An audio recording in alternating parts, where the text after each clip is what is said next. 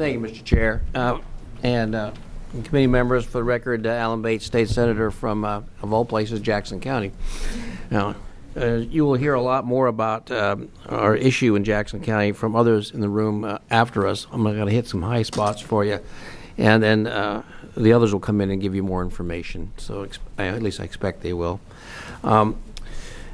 Jackson County is a unique area in many, many ways, and quite different from the rest of the state in many ways, too. And not just from the people who live there. The actual geography is different. We are very isolated by mountains on all four sides with a river running through it, the Rogue River and Rogue River Basin. So when we talk about separating ourselves from the state as far as GMO is concerned, this is not just a boundary written across flat lands that nobody can see from one side or the other is there. This is an actual geographic area that's different. It's unique. And it has people that feel very differently about GMOs than the rest of the state might or might not. So that's the first issue. The second issue is we have a large number of organic farmers in the Rogue River Basin area. And they cannot sell their products if they're contaminated with GMO. They can't do it. One of our largest employers there is Annie's Kitchen, which is a large operation, employs a couple hundred people. It's going to add another couple shifts on. It's getting ready to enlarge the plant in North Carolina also. They sell only organic food. They get some of their product from our local valley, some from other parts of the state, and some from California where they have banned GMO. And they can't use GMO food and sell their product across the United States. We are concerned what this will do to our valley from the point of view of losing those markets and putting these people out of business. You'll have before you probably over 250 different businesses in the valley that do not want this to happen. That's why we have a ballot measure to try to block it from coming in. I've heard from previous testimony concerns about lawsuits involved in this. I didn't hear anything about it being constitutional. It's not constitutional. Those laws can be changed and exceptions can be made. We've seen that before. I find it especially interesting that my colleagues from the Republican Party suddenly like the federal government and the state government. I was kind of stunned to hear that. So I guess when it serves your purposes, you like them, and when they don't serve your purposes, you don't. This is a broad question, a complex one. I don't pretend to know all the science on it. I've read about it for the last 15 years and tried to consider in an open way what some of these things might mean for us long term, and I really don't know that the science is clear at this time on either direction. But I do know this. I took an oath 40 years ago to first do no harm, and I'm not convinced this doesn't do us harm. I think as a minimum we should carve out 1 or 2 or 3 counties and say if you're isolated geographically where you can't have wind drift, where you could have some control, this would be a great way to start looking at this. And Jackson County is ideally suited for doing that. You can see what happens to non-GMO foods compared to others. And I think it's the way to have a bill go through here we can have some consensus on. Whether you agree with that or not, I don't know. But I hope you would consider the -2s. And if there is a problem on the -2s with other law in the state, we will be glad to go forward, go down to Legislative Council, and offer amendments that would cover those sections also. Peter. Mr. Chair, members of the committee, Representative Peter Buckley, representing South Jackson County in the legislature. I'm proud to be here with my state senator on behalf of the people of Jackson County. I'll speak quick, Mr. Chair, because I usually do, and we have many people who would like to testify on this who've come all the way up to testify on this bill. It's very, very important to people in our county. Senator Bates did say it very, very clearly. Organic farming is huge in Jackson County. 92 organic farmers have asked us to come forward to make sure that they have the right to have their voices heard on the ballot in Jackson County. They have helped organize a citizen initiative drive, which is being done the way that we all say we want it done. Citizens who look at the future of their region and say, we want our future to be a specific way. They gather support, they organize, they get the signatures, and they put on the ballot a measure that says this will be the future of our valley. Jackson County will have an organic future. We'll market that, we'll brand it, and we'll profit by it, and we'll thrive by it. I want to do just a couple things, Mr. Chair. I'd like to read quickly a definition of a genetically modified organism, because again, there's some confusion over what a GMO is compared to what a hybrid crop might be. A genetically modified organism is a man-made, patented organism created in a laboratory through genetic engineering. It's created when a gene from a totally unrelated species is shot into the genetic material of another species. That's what we're talking about, Mr. Chair. That's why 30 countries have banned or proposed to ban GMOs, including many European countries.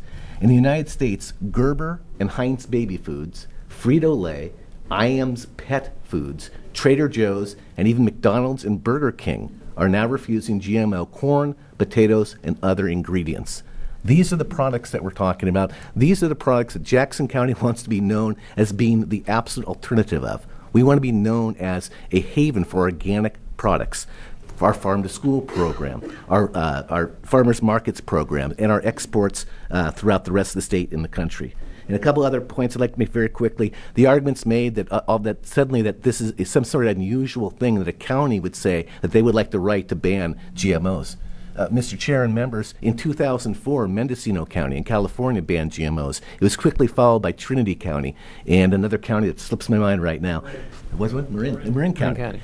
Those counties have been able to ban GMOs without undergoing the travails that the previous panel basically rose the alarm on. 2004. Mendocino County. So 9 years ago, that ban was passed. The agricultural industry in California did not collapse. The courts were not filled relentlessly with court cases on this. Farmers were not damaged in Mendocino County. In fact, Mendocino County, Marin, and Trinity County still strongly support that ban and are marketing their products to Amy's Kitchen in Medford, so their products can be used in distribution of Amy's Kitchen's goods. Two other points I'd make. One is the right to farm. Members, I would submit you do not have a right to farm in a way that damages the crop of another farmer. And GMO has that potential in the Rogue Valley. I'm asking for your support to allow us to vote for our own future on that. In addition, I think the previous panel assumed victory in court for Monsanto and others who have battled, not only in this country but around the world, farmers who wish to farm in more traditional ways or in organic farming. And I don't think you can make that assumption. In fact, there's a case in the Supreme Court right now with farmers back east who are challenging Monsanto. All around the world, all across our country, and in counties in many different states, people are moving forward to say they want a different future. And all we're asking members is allow us to make that decision in Jackson County for a future that's going to benefit the organic farming industry and benefit our communities. Thank you, Mr. Chair. Thank you. Sorry, Mr. Chair. Any questions for this panel? Yes. So I got the other half of Jackson County, which I don't know any. I understand the organic farmer and absolutely in favor of people having that position, but I think maybe we're having a little more concern over than we have to. I also wonder about what are we going to do with all the private people that have gardens. Most of the seeds they're buying for those gardens, they're not heirloom seeds. So are we going to ban that for everybody that has a garden in Jackson County, that they can't go down to the co-op or somewhere else and buy those seeds and plant them in their garden?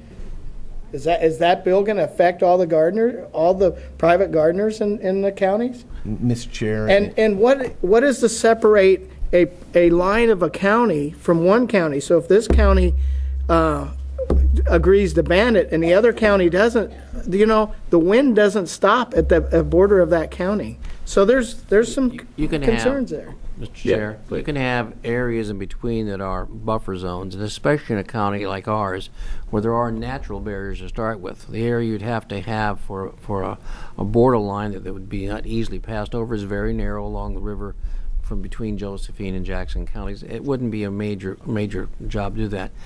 I think it would affect people, but to be honest, in my opinion, it would affect people in their private gardens. They would have to have some idea that this could be affecting crops in the valley.